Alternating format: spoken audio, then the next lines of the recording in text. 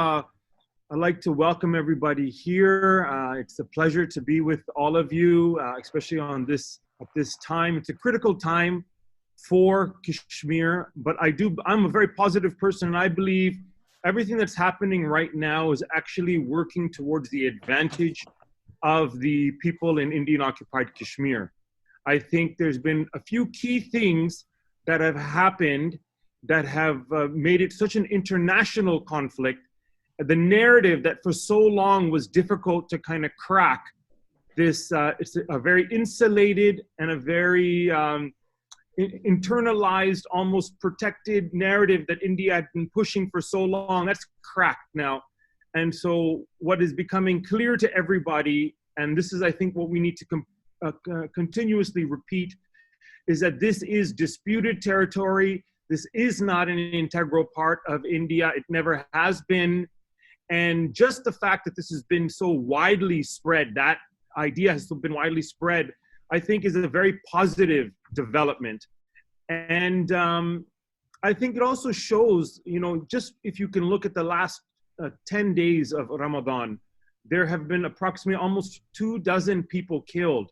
Just today, the killings that happened in Handwara, and this has been ongoing. So there is this desperation in this fascist state that we've never seen before. Now that is extremely worrisome.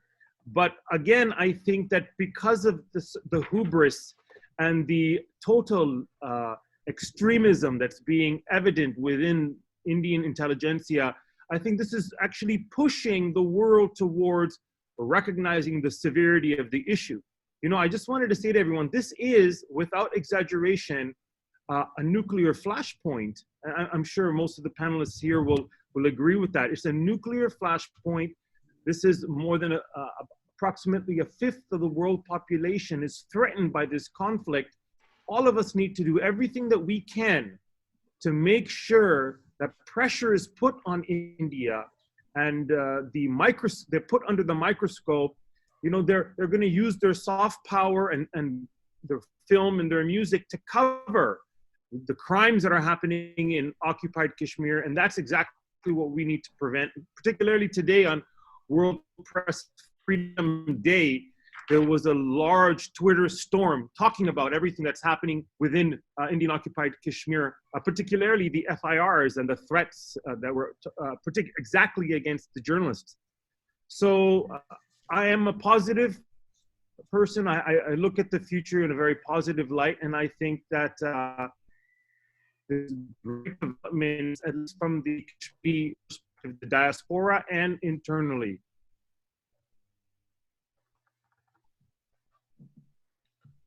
Are you Farhan, guys still there? It's cut out for a second. You cut out for a second.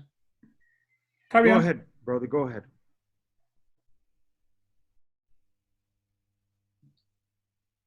All right.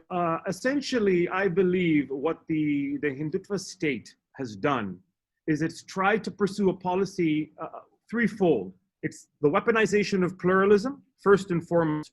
And what's interesting about that is that it's used for a very long time, this kind of paying lip service to the idea of humanitarianism, paying lip service to the idea of, cosmopolitanism and togetherness. But in actuality, to do that, to disenfranchise the majority main primary religious ethnic demographic within the region.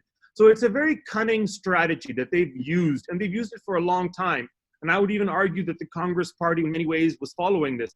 It's just that with this Hindutva government, that weaponization of pluralism has become extremely blatant and ugly. And it doesn't have the sophistication that other people had it before, in which they could cover up the crimes that were being done. Because remember, it was under the non-BJP parties that there was the mass killings and the, just today at the United Nations, there was a committee on enforced disappearances. Well, there's more than 10,000 within the disputed territory, more than 10,000. And then there's the 6,700 mass graves. So we were trying to push for the inclusion of India on this within, but hopefully next time around. But nonetheless, this weaponization of pluralism that the Indian state before was quite successful at utilizing, no more can it utilize the same way.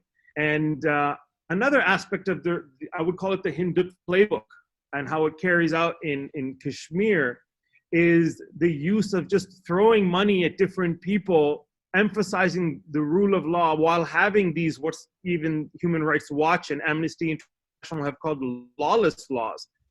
Everybody here knows about the different type of grotesque laws, basically, that are lawless laws that mean nothing, that India uses in its occupation of the territory. But that occupation is becoming very difficult to hold on to now. It can't, this generation now, all a new generation that's been raised after the 90s, and every succeeding generation is going to get worse. It's actually in their interest, short-term and long-term, if India would recognize what the whole world is beginning to recognize, that these people deserve a right to self-determination.